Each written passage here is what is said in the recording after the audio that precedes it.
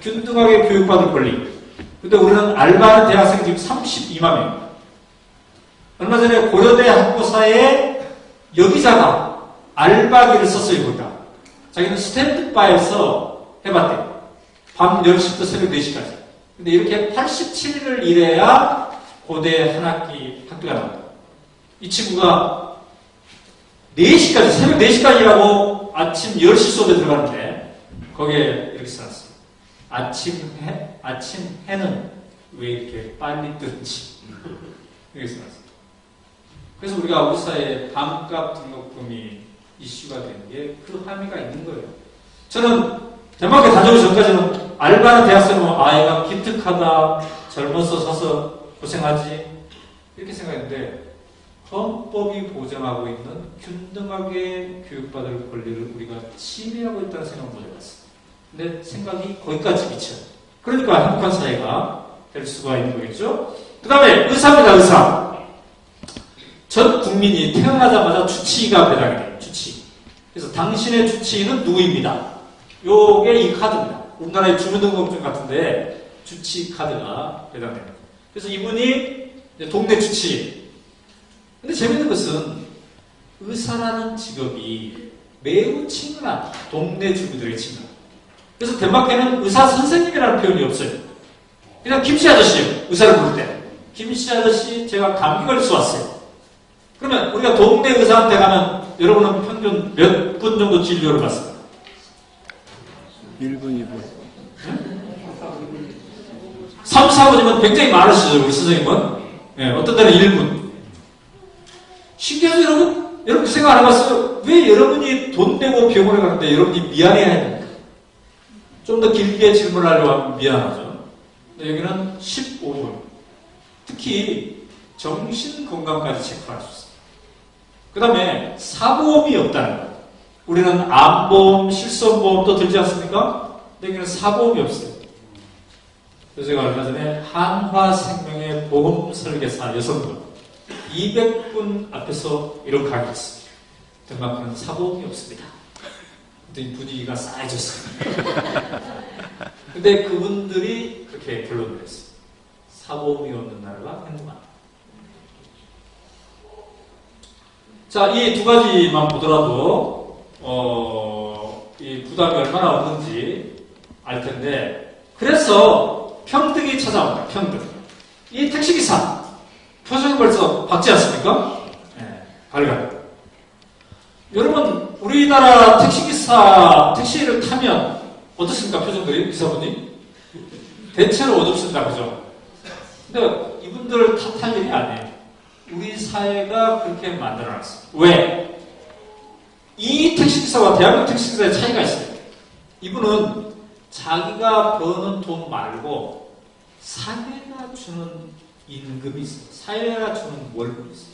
그걸 우리가 사회임금이라고 합니다. 사회임금. 그게 뭐예요? 교육비를 한 푼도 안 내도 된다는 거. 특히 사교육비가 없다는 거. 이거 매우 중요합니다. 그 다음에 사보험도 없다는 거. 그죠? 병원비도 없다는 거. 그리고 굳이 큰 집 장만하려고 애쓰지 않아도 된다는 거. 그냥 적당한 집 해도 남의 눈치 안 보고 잘 산다는 거. 자, 이 세 가지만 없으면 상당분 해결되지 않습니까? 그죠? 그 다음에 더 중요한 것은 우리 자식이 굳이 대학까지 안 와도 된다는 거. 그죠? 네. 그러니까 이 사람의 표정은 밝을 수밖에 없는 거죠. 그 다음에 이 사람은 식당 종업원인데 이 사람도 대단히 자존감을 가지고 그렇게 살고 있어요. 근데 이 식당 종업원이 아들이 뭐냐면요. 아들이 열쇠술공이에요. 열쇠술공. 근데 자기 아들을 엄청 잘한다. 그러니까 본인은 식당 종업원이고 아들은 열쇠술공인데 자존감을 가지고 산다는 거죠. 이 두 분이 공통적으로 하신 말씀이 있어요. 그게 뭐냐면은 우리는 동창회에 나가는 것이 부담스럽지 않습니다. 자, 이게 뭐예요?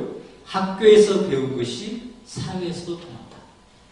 즉 학교에서는 학생 때는 교실에 나가는 것이 부담스럽지 않아요. 어른이 되어서는 동창회에 나가는 것이 부담스럽지 않다. 그게 평등한 사회라는 거죠. 제가 말이죠. 오마이뉴스 기자의 월급이 조선일보나 KBS 기자의 월급보다 많겠습니까? 적겠습니까? 네? 적죠. 적어요? 네. 왜 이렇게 확실하십니까? 네. 적을 게 확실합니다. 적습니다. 근데 제가 110명의 직원에게 월급을 매월 25일 주는데, 그때마다 참 안타까웠어. 좀 더 주면 좋을 텐데. 또 이 정도 받아가지고 결혼하고 가면 어떻게 살까? 그래서 이게 자책감이 있는 거야. 죄책감이. 근데 이게 저뿐 아니라 대한민국 중소기업 사장들이 다 갖고 있는 거야.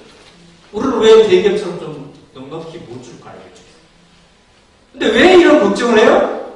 아까 얘기한 대로 사회의 임금이 없기 때문에. 그냥 월급 받은 그걸로 다 이게 살아야 되니까 그렇게 되는 거예요. 그래서 제가 덴마크에 다녀온 후에 이 죄책감이 좀 줄어들었어요.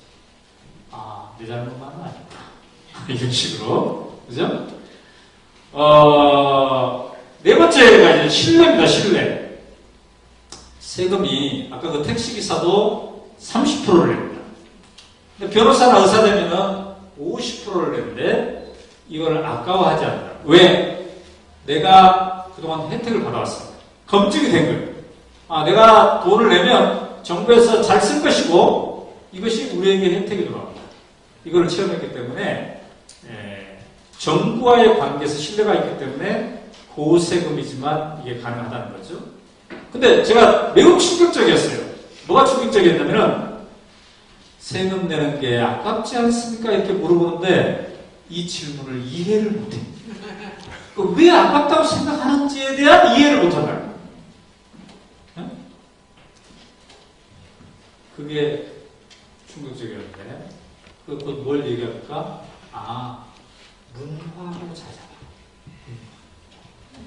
그러니까 우리는 본보기로 하려는 것이 거기는 문화대입니다. 자, 우리가 본보기로 학교를 계획하기 위해서 만든 게 혁신학교입니다. 근데 덴마크는 혁신학교가 없어요. 이게 문화화 되어 있기 때문에. 신뢰는 회사에서도 생기게 되는데, 제가 이게 덴마크 레고 회사를 가봤어요. 레고 장난감 회사 아시죠, 여러분? 이게 덴마크 거예요. 근데 저 레고가 뭘로 만들어진 거냐면 저게 회사 이름이죠. 이게 영어로 한국말로 무슨 얘기냐면 레고라는 말이 한국말로 즐겁게 놀자. 근데 요게 요런 거 2만 개를 모아가지고 이렇게 만들었거든요. 근데 이 2만 개가 비슷한 게 거의 없어. 그러니까 여러 사람들이 더불어 함께 우리가 만들고 있다. 요거를 적어가는 거죠. 근데 이제 가가지고 홍보팀 사람들한테 명함 주세요 했더니 명함을 요거를 주고 이게 명함이야. 저기 전화번호 이메일 다 있죠? 사람 이름도 있고 이런 캐릭터로 이렇게 주거든요. 근데 이제 여러분들이 나중에 레고를 지을 때 이렇게 해서 기억하세요. 이 회사는 80년이 지났는데 창업한지 단 한 번도 노사공부가 없었다. 그럼 왜 단 한 번도 노사공부가 없었어요?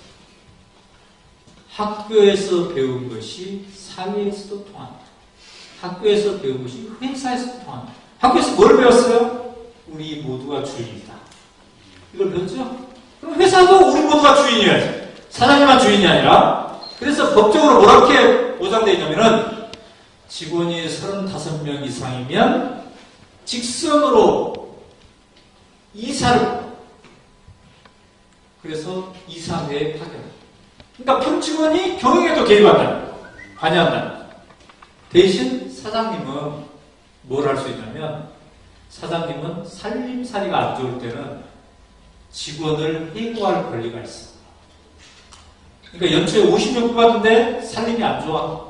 그러면은 50명을 해고할 권리가 있는데 노동자들이 이걸 받아줘. 왜 받아줘요?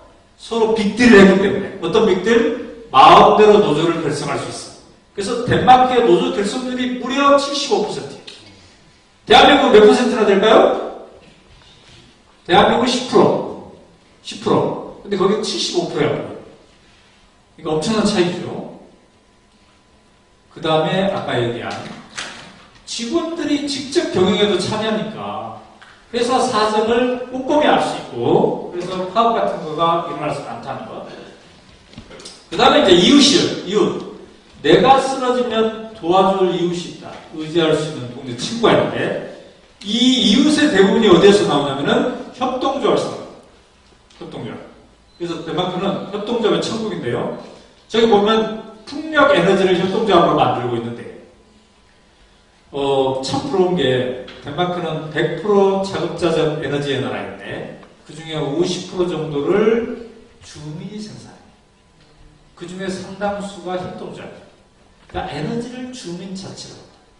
내고장의 에너지는 우리가 만든다.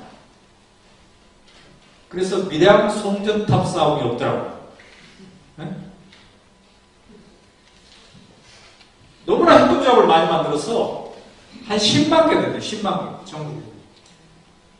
경제활동이 있고요. 50%가 협동조합. 그래서 자기 나라 말로 이렇게 있대요. 서울역에서 KTX 옆자리에 두 사람이 탔다. 부산역에 내릴 때쯤 둘이 협동조합을 합니다. 그 정도로 협동조합이에요. 평범. 그래서 영화 함께 보기 협동조합. 우리 골목길 다스리기 협동조합. 이런 것도 있어요. 여러분 골목길에 전봇대 있지 않습니까? 거기다가 광고 전단지를 붙일까 말까. 붙인다면 월로 얼마에 붙일까부터 시작해가지고 이 골목길 관리 협동조합도 있다. 근데 놀랍게도 이 협동조합 법이 없다. 이 100년이 넘었는데 법이 없어. 굉장히 이상하죠. 근데 따지고 봤더니 옛날에 우리 시골에서 개 모임도 법 없잖아. 없이 했잖아. 그런 거 비슷하다. 우리 동창회도 법 없이 지금 잘하고 있잖아. 그 문화가 된다는 의미가 거기에 있는 거죠. 자, 이게 이제 교회입니다, 교회. 여러분, 교회 다니시는 분 손 들어보세요, 여기. 교회 다니시는 분. 은평은 별로 없나요? 교회 다니시는 분? 네, 몇 분 되시는데. 제가 일요일날 교회 한번 가봤습니다. 근데 이 나라는 80%가 개신교인데, 루터교인데, 깜짝 놀랐어요. 왜? 80%가 기독교 신자인데, 교회에 300석 중에 30명만 앉아있더라고요. 교회가 텅텅 비었어요. 그래서 제가 걱정이 돼가지고 설교를 목사님이 끝낸 다음에 물어봤어요. 다 어디 갔습니까? 매주 이랬더니. 근데 목사님의 표정이 너무 평안해. 그래서 제가 물어봤더니 이렇다고 하더라고요. 우리는 믿음이 문화화되어 있습니다. 그래서 매주 일요일날 목사가 출석 체크 굳이 안 합니다. 자, 우리는 교회 다니다가 교회 안 가면 어떻게 돼요? 전화 오고, 신방 오고, 매우 이게 교회 안 나가기 힘들어요. 근데 여기는 출석 체크를 안 한다. 근데 뭐예요? 믿음이 문화화되어 있습니다. 그러면서 목사님이 이러대요. 우리는 우리 교회에 일요일날 나오는 신도의 수를 자랑하고 싶지 않습니다. 대신 하나님의 가르침. 그 핵심이 뭐예요? 내 이웃을 내 몸처럼 사랑한다. 이 이웃 사랑이 우리 사회에 어느 정도 실질적으로 번져 있는가에 대해서 자랑하고 싶습니다. 그죠? 네, 제가 그 말을 듣고 참 다가온 게 너무 많았어요. 그래서 제가 덴마크 다니는 이후로는 절대 오마이뉴스 독자 수를 자랑하지 않습니다. 제가 이 책에 그 꼭지를 쓰면서 제목을 이렇게 붙였어요. 텅 빈 교회 꽉 찬 사회. 근데 우리는 주일날 넘쳐나는 대형교회가 상당히 많아요. 그런데 우리 사회는 여전히 불안한 사회가 되고 있어요. 삭막한 사회라고도 하고. 왜 그럴까? 이거 정말 우리가 다시 한번 새겨봐야 될 그런 겁니다. 자, 네 개인이 있는데 나를 받쳐주고 있는 사람이 네 개의 큰 기둥이 있어요. 그 네 개의 큰 기둥이 뭡니까? 나를 낳아주신 분, 그 다음에 선생님인데 이 선생님이 덴마크에서는 무려 9년간 단 시스템 제도가 많아요. 9년간. 어떤 때는 6년간 있고. 그러니까 엄마만큼 나를 잘 알아. 그 다음에 나의 주치의가 있죠? 그 다음에 나의 목사님이 있어. 동네 목사님. 출석 체크는 안 하지만 내 인생에 상담할 일, 괴로울 때 찾아가는 거야, 목사님은. 이 네 명이 있으니까 자기가 평안을 유지할 수 있는 거. 마지막 기억, 반기억. 자전거에 나와요. 자전거 수가 인구 수보다 더 많아요. 그래서 모든 도로에 자전거 도로가 필수. 자전거 신호등이 있고, 그래서 자전거 타는 것도 문화화되어 있어요. 저 두 여성들이 지금 오른손을 들고 있죠? 이게 우측 깜빡이를 하고 이게 매우 상징적인 사진이에요. 자전거 타는 게 얼마나 문화화되어 있는지. 그래서 어렸을 때부터 자전거를 탑니다. 뒤에 선생님들이 지금 지도해주고 있는 이런 풍경이죠. 그럼 어떻게 해서 이런 사회가 되느냐? 꼼짝을 없고 뿌린 대로 걷었는데 이게 150년 전에 독일과의 전쟁하면서 땅이 저만큼이었는데 이렇게 쭈그러들었어요. 이때 왕이 전쟁을 주도했는데 정신이 바짝 났어요. 시민들이. 왕만 믿어서는 안 되겠구나. 시민이 깨어나야 되겠구나. 그래서 시민 깨어나기 프로젝트가 시작되었는데 그 중에 첫 번째가 교육이었어요. 교육. 그룬투비라는 이 사람이 목사님이었는데 청년이 깨어나야 나라가 산다. 이렇게 해서 청년 학교를 만들었어요. 그래서 이게 그 학교입니다. 그런데 지금도 학생들이 여기에서 지내고 있는데 이게 제2의 인생학교예요. 아까 중학교 졸업하고 간다고 했죠? 이건 이제 고등학생들. 고등학교를 졸업하고 또 가는 거야. 근데 6개월 동안. 근데 그룬투비가 여기에서 가장 강조한 게 뭐냐면 상호토론. 그러니까 나의 출세, 나의 공부 이게 아니에요. 내가 토플 100점 맞기 위해서 열심히 공부를 이게 아니라 상호토론, 비판에서 내 스스로 마음을 움직이게 하는 이런 것들을 굉장히 중시했어요. 그룬투비가 어떤 사람이냐면요. 자기가 목사인데도 이렇게 얘기했어요. 우리 교회 다니시는 분들 잘 들어보세요. 목사인데도 이렇게 얘기했어요. 목사님이 설교할 때 아멘, 아멘만 하고 있지 말고 자기 스스로 내 것이 되게 해야 돼. 그런데 이 과정에서 이해를 못하면 목사님이 설교 중이라도 손들고 질문할 수 있어요. 근데 만약에 우리나라에서 그렇게 하면 어떻게 돼요? 굉장히 우스꽝스러운 장면으로 이게 취급되겠죠. 그래서 그룬투비도 쫓겨났어요. 교회에서 12년간이요. 그랬더니 그룬투비가 무슨 교회를 만들었냐면 시민교회를 만들었어요. 거기서는 모든 시민은 목사다. 그래서 시민이 설교했어요. 우리나라도 그런 교회 있습니다. 시민이 설교하는. 그 정도로 뭘 주장했어요? 자기가 스스로 움직이는 것. 누가 시켜서가 아니라 이거에 중요했어요. 그래서 이 학교는 6개월 과정인데도요. 졸업장을 안 줘요. 그룬투비가 졸업장을 주지 말라고 했어요. 왜? 졸업장은 종이에 있는 게 아니라 당신의 마음속에 있습니다. 여기에서 배워가지고 그래 내가 더 스스로 배워야 되겠다. 이 마음이 일어나고 이게 진짜 졸업장. 그래서 여러분들도 오연호와의 1시간 반 이런 얘기 했다 이게 아니라 이제 이걸 바탕으로 해서 여러분 스스로 더 일어나야 돼. 그래서 인터넷도 뒤져보고 도서관에서 이 책 저 책도 빌려보고 이렇게 하시면서 이제 이게 돼야 되겠습니다. 그 다음에 협동조합을 만들었어요. 두 번째가 이게 매우 중요한데 왜 중요하냐면 그룬투비가 학생들을 가르쳐놨는데 농촌 청년을 가르쳐놨는데 뭐라고 가르쳤어요? 더불어 함께하면 좋다. 근데 실제로 함께 했더니 뭐가 생겼어요? 돈이 생겼어요. 돈. 득이 됐어요. 어떻게? 원래 소 키우던 사람들인데 우유 짜가지고 치즈버터 만들려고 했는데 이걸 개개 집에서 했는데 공장을 만들어서 했더니 표준화가 됐어요. 힘을 덜 들게 하면서 그래서 수출이 가능해졌어요. 그래서 영국, 독일에다가 수출해가지고 이때부터 남동국가 덴마크가 나옵니다. 그 전에 덴마크는 돼지고기 팔고 곡식 팔던 나라예요. 근데 협동조합이 만들어진 다음부터 남동국가가 돼가지고 지금까지 터전을 만들 수가 있어요. 세 번째가 달가스. 여러분 달가스라는 얘기 아마 들어봤을 텐데 옛날에 교과서도 나오고 그랬으니까요.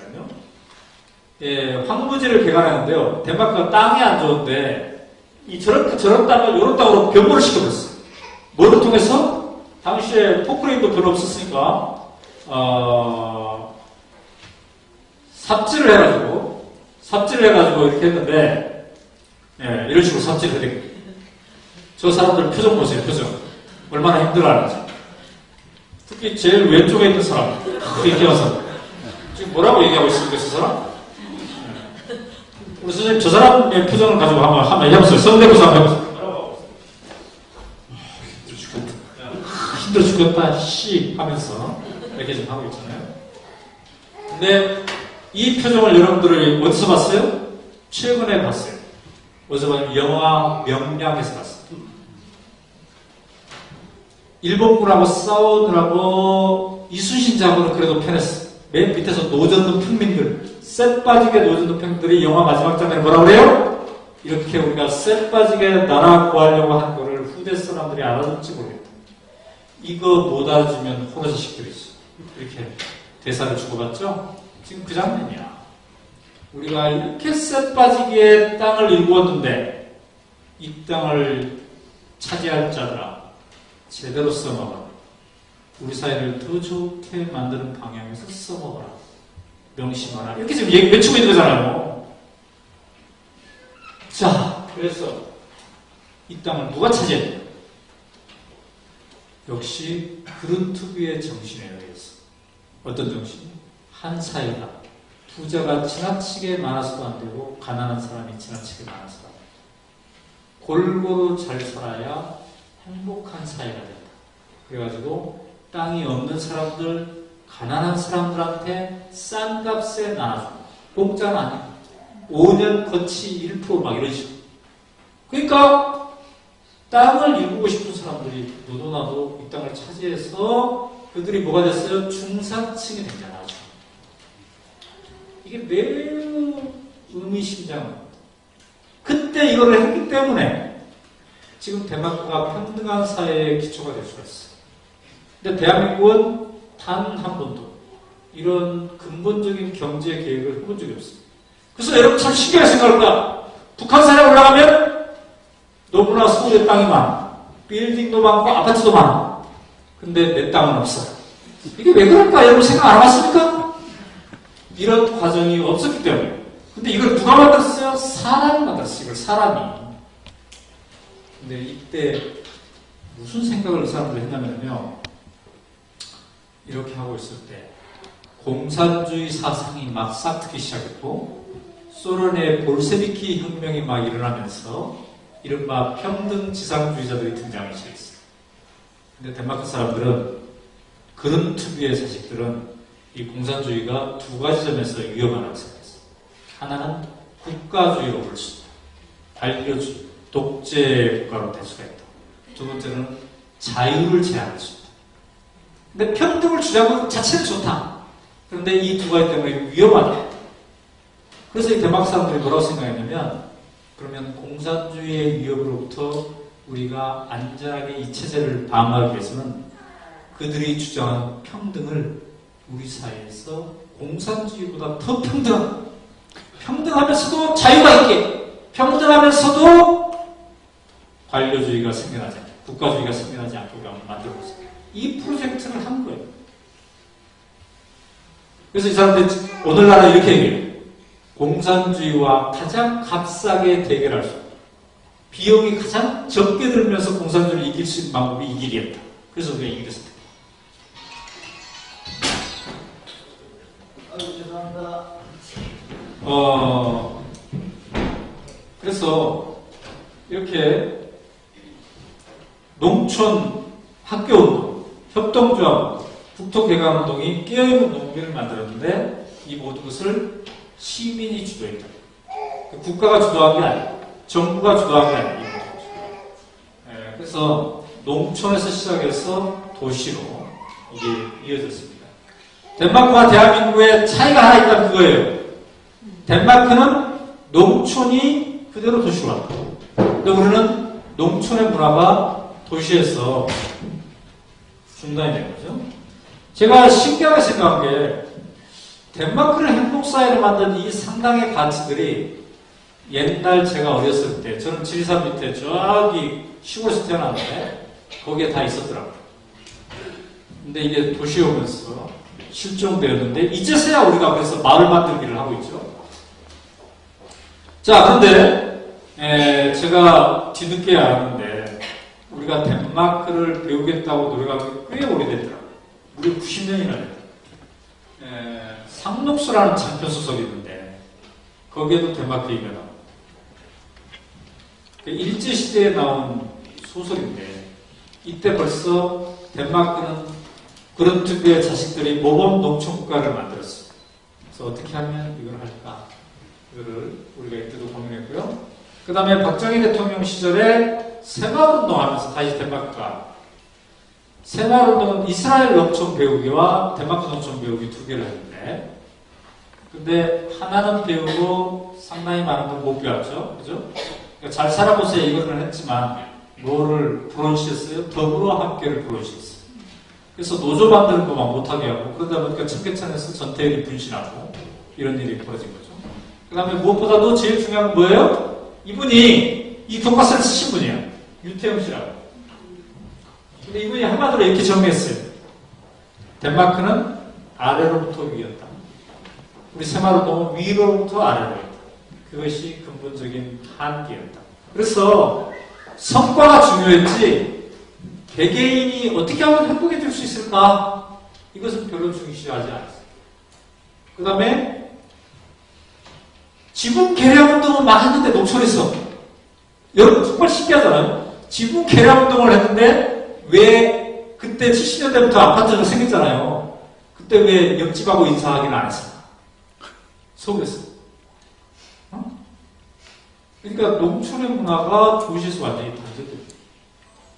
저도 83년도에 대학을 왔거든요. 근데 제가 완전 농촌 사람인데 서울에 오니까 되게 신기했어요. 왜? 서울에 오니까 인사를 안 하면 되더라고요. 시골에서는 모든 사람에게 인사해야 되는데 여기는 인사를 안 해도 돼. 근데 그때 제가 도시에 우리 친구들한테 야, 애야, 왜 이렇게 사니? 이렇게 살면 안 돼. 우리 시골처럼 좀 인사 좀 하고 살아. 이렇게 못했다. 얘네들에게 흡수당했어. 흡수통일 여러분 잘 아시죠? 흡수당해버렸어. 얘네들처럼 도시에서는 이렇게 사는 줄 알았어. 그 다음에 어때요? 시골 출신들이 다 뭐에 목말라 있었어요? 나의 출세. 우리 집이 가난하니까 내가 출세해가지고 우리 가난이라도 일단 벗어야 된다. 그 다음에 그것도 아닌 사람 또 뭐에 바빴어요? 전두환 때려잡는다고 또 바빴어요, 그때. 네? 저는 후자에 속했어요. 그래가지고 1학년 때부터 4학년 때까지 불법 유인물을 쓰느라고 수배자가 되었어요. 수배자가 되다 보니까 숨어서 다녔고 옆집에 초인종을 누를 수가 없었어요. 우리 인사하면서 합시다 이렇게 할 수가 없단 말이죠.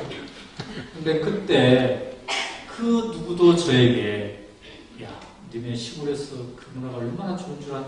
이거 네가 뭐야 제일 그 좋은 점을 잘 아니까 서울에서 전파자 역할을 봐. 이렇게 얘기해 준 사람이 하나도 없어. 이제서야 마을 만들게 한다고 아파트 공동체 만들게 한다고 이러는데 얼마나 우리가 많은 걸 잃고 이런 다음에 다시 거기로 돌아가면서 참으로 안타까운 일이 아닐 수 없습니다. 그러니까 우리가 그때 생활운동 하면서 이거를 같이 균형적으로 했으면 얼마나 좋았을까 하는 생각이 듭니다. 상호 비판도 그러니까 유신정부를 비판하는 것도 불운시하지 않고 노조 결성하는 거 이게 더불어함께 상당히 중요한 거예요. 아까 그 식당 종업원이 이렇게 얘기하는데 제가 정말 부러웠어요. 뭐라고 얘기합니까? 나는 외롭지 않습니다. 그러니까 우리나라 다니면 삼겹살집에서 고기 구워주는 식당 종업원인데 나는 외롭지 않습니다. 왜 안 외로워요? 우리는요 전국 삼겹살집 종업원 연대 노조가 있습니다. 거기서 다 알아서 근로조건과 뭐 다 정말 나는 그냥 열심히 일하면 됐습니다. 이렇더라고요. 근데 여러분 그거 아세요? 우리나라가 왜 노조 조직률이 10%인지 아세요? 삼성에 노조가 있습니까? 없습니까? 없다고 여러분들은 잘 알죠, 삼성은. 근데 요즘 젊은 사람들이 가장 잘 애용하는 포털 사이트, 뉴스 많이 접하는 네이버 다음에는 노조가 있을까요? 없을까요? 여기에도 없습니다. 근데 이 네이버와 다음을 쓰는 많은 사람들이 아무런 비판의식이 없어요.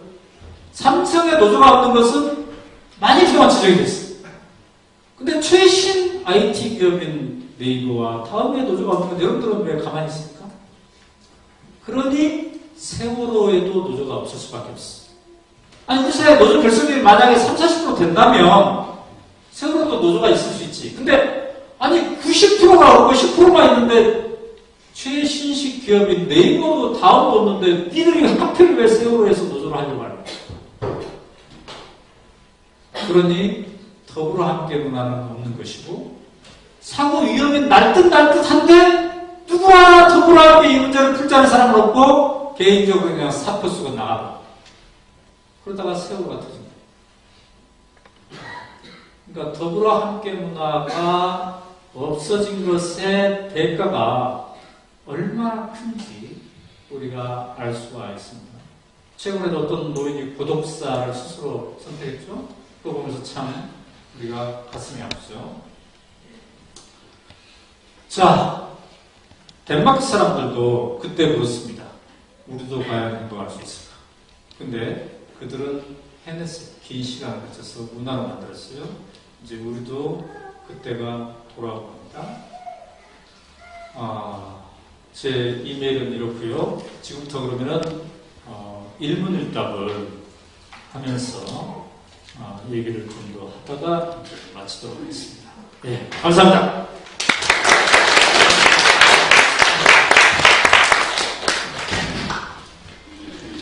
자, 지금부터 약 10여 분간 일문일답을 하도록 하겠습니다. 그리고 이따가 책을 사실 분들은 저 밖에 지금 준비가 있고요. 그 다음에 오늘 제 명함도 나눠줬나요? 아직 안 나눠줬나요? 네. 명함은 저쪽에 또 있습니다. 거기에 제 전화번호도 있고 모든 것들이 다 여기 있습니다. 그리고 이거는 제 강의를 통한 들었던 전국 사람들에게 나중에 추가 소식. 이게 이렇게 하다 보니까 사람들이 되게 궁금해하는 것 같아요.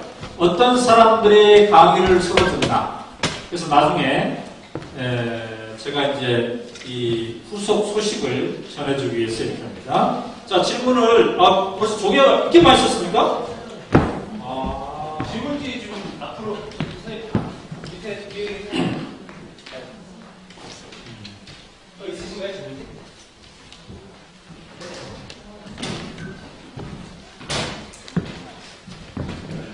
제 명함을 가져다가 나눠주셔도 됩니다. 네, 아유, 이렇게. 야, 역시.